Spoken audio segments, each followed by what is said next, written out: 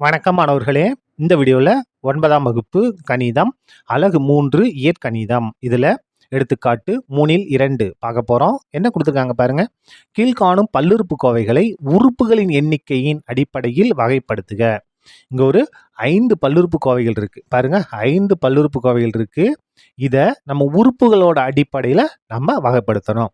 அதாவது ஒரு பல்லுறுப்புக்கோவையில் ஒரே ஒரு உறுப்பு இருந்துச்சுன்னா அது ஓருறுப்புக்கோவை, 2 உறுப்பு இருந்துச்சுன்னா ஈருறுப்புக்கோவை, 3 உறுப்பு இருந்துச்சுன்னா மூவுறுப்புக்கோவை. அந்த உறுப்புகளை எண்ணிட்டு நம்ம எழுதணும். சரியா?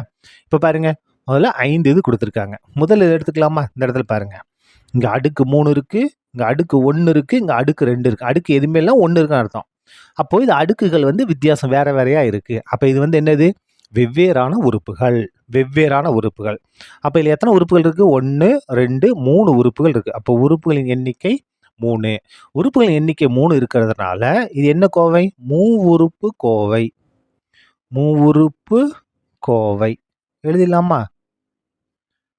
மூவுறுப்பு கோவை. சரியா? அடுத்தது இங்க பாருங்க, y - 7. இந்த y தனி 7 தனி. அப்போ yன்றது 1 -7ன்றது 1. அப்போ இதில் எத்தனை உறுப்புகள் இருக்கு? 2 உறுப்புகள் இருக்கு. 2 உறுப்புகள் இருந்தா இது என்ன கோவை? ஈருறுப்பு கோவை. 2 உறுப்பு இருந்துச்சுன்னா ஈருறுப்பு கோவை. அதுக்கு அடுத்தது இந்த இடத்துல பாருங்க, 2/3 6ன் அடுக்கு 4.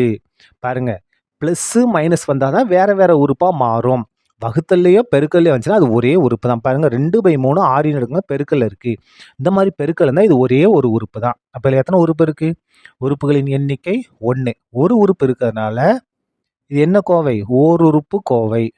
ஓருறுப்பு கோவை. சரியா? ஓருறுப்பு கோவை. அதுக்கு அடுத்தது இங்க வாங்க, 6y அடுக்கு 5 + 3y - 7. பாருங்க, இங்க அடுக்கு 5, இங்க அடுக்கு 1, இங்க மாறிலி உறுப்பு. எல்லாமே வேற வேற உறுப்புகள், வெவ்வேறு உறுப்புகள். அப்போ இதில் எத்தனை உறுப்புகள் இருக்கு? 1 2 3 உறுப்புகள் இருக்கு. 3 உறுப்பு இருக்கா? அதனால இது என்ன கோவை?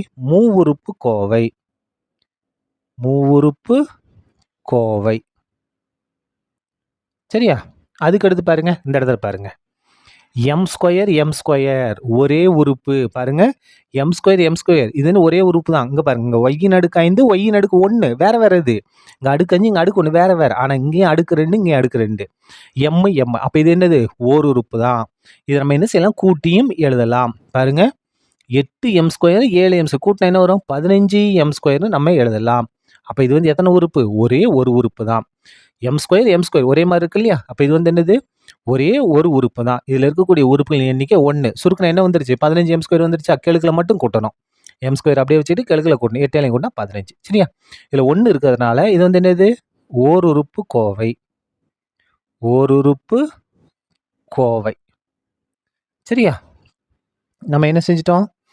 உறுப்புகளின் எண்ணிக்கையின் அடிப்படையில் உங்க கொடுத்திருந்ததை நம்ம வகைப்படுத்தி எழுதிட்டோம். அவ்வளவுதான். இந்த கணக்கு முடிந்தது. நன்றி.